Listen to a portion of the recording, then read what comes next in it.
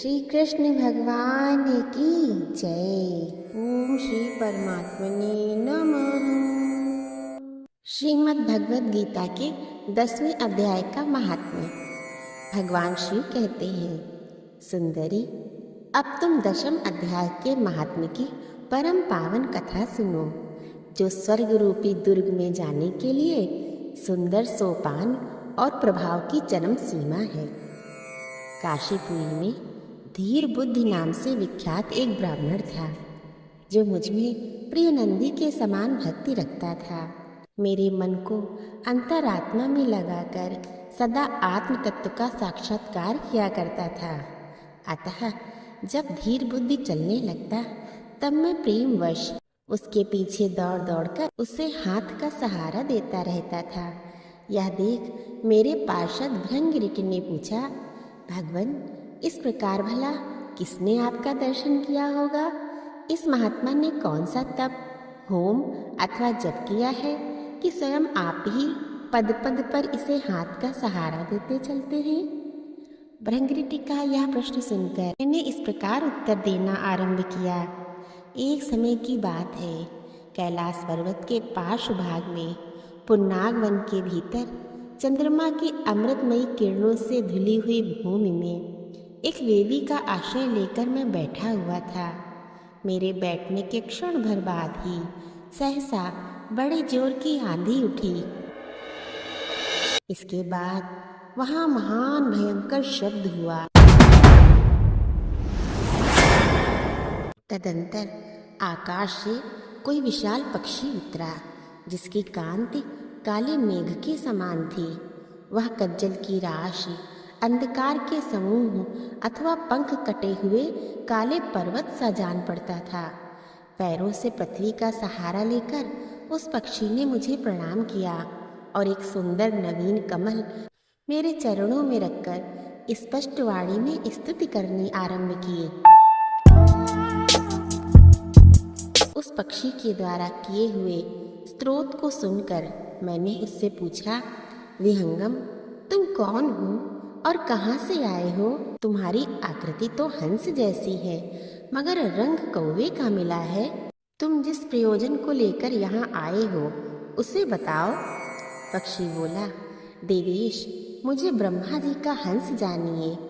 धूर्जटे, जिस कारण से मेरे शरीर में इस समय कालिमा आ गई है उसे सुनिए। प्रभु, यद्यपि आप सर्वज्ञ हैं, आपसे कोई भी बात छिपी नहीं है, तथापि यदि आप पूछते हैं तो मैं बतलाता हूँ। सौराष्ट्र सूरत नगर के पास एक सुंदर सरोवर है, जिसमें कमल लहलहाते रहते हैं। उसी में से बाल चंद्रमा के टुकड़े जैसे श्वेत मृणालों के ग्रास लेकर मैं बड़ी तीव्र गति से आकाश में उड़ रहा था। उड़ते उड़ते सहसा वहां से पृथ्वी पर गिर पड़ा। जब होश में आया और अपने गिरने का कोई कारण न देख सका तो मन ही मन सोचने लगा, ओहो, यह मुझ पर क्या विपदा आन पड़ी। आज मेरा पतन कैसे हो गया?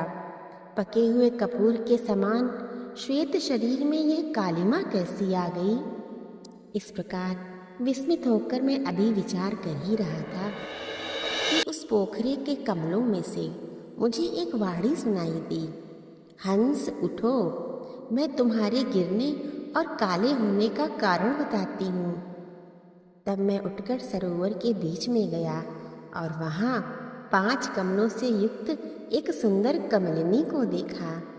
उसको प्रणाम करके मैंने प्रदक्षिणा की और अपने पतन का सारा कारण पूछा। कमलिनी बोली, कलहंस, तुम आकाश मार्ग से मुझे लांघ कर गए हो।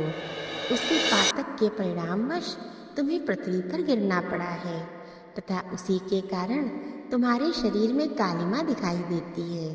तुम्हें गिरा देख मेरे हृदय में दया भर आई और जब मैं इस मध्यम कमल के द्वारा बोलने लगी हूँ, उस समय मेरे मुख से निकली हुई सुगंध को सूंघकर 60,000 भंवरे स्वर्गलोक को प्राप्त हो गए हैं।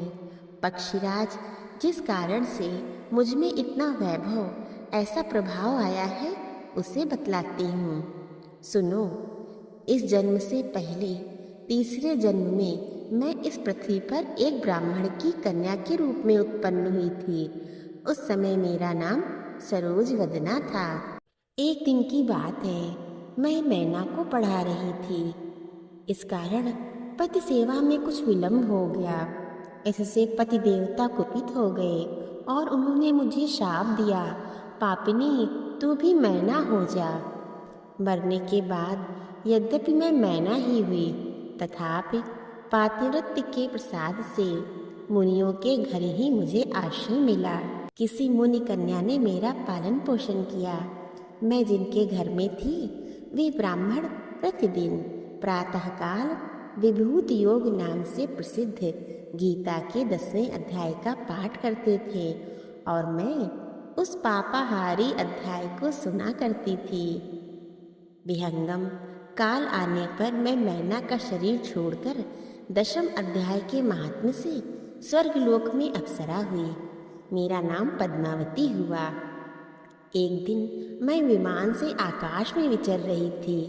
उस समय सुंदर कमलों से सुशोभित इस रमणीय सरोवर पर मेरी दृष्टि पड़ी और इसमें उतरकर ज्यों ही मैंने जल क्रीड़ा आरंभ की, त्यों ही दुर्वासा मुनि आ धमके। उन्होंने वस्त्रहीन अवस्था में मुझे देख लिया। उनके भय से मैंने स्वयं ही एक कमलिनी का रूप धारण कर लिया। मेरे दोनों पैर 2 कमल हुए, दोनों हाथ भी 2 कमल हो गए और शेष अंगों के साथ मेरा मुख भी एक कमल हुआ।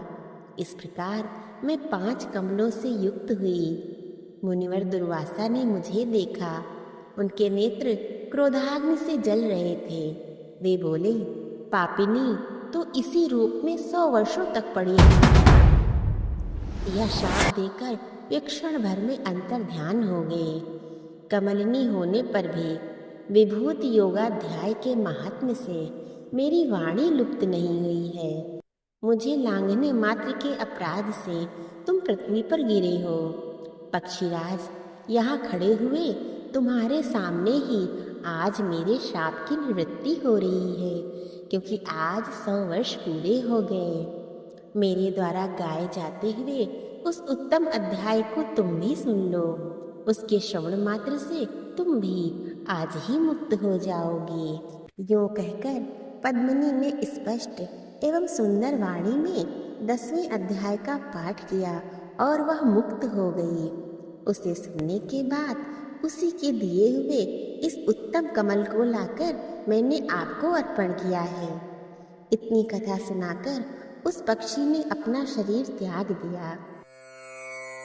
तभी एक अद्भुत सी घटना हुई। वही पक्षी अब 10वें अध्याय के प्रभाव से ब्राह्मण कुल में उत्पन्न हुआ है।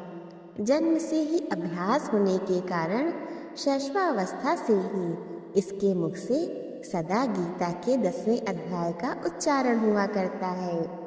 10वें अध्याय के अर्थ चिंतन का यह परिणाम हुआ कि यह सब भूतों में स्थित शंख चक्रधारी भगवान विष्णु का सदा ही दर्शन करता रहता है।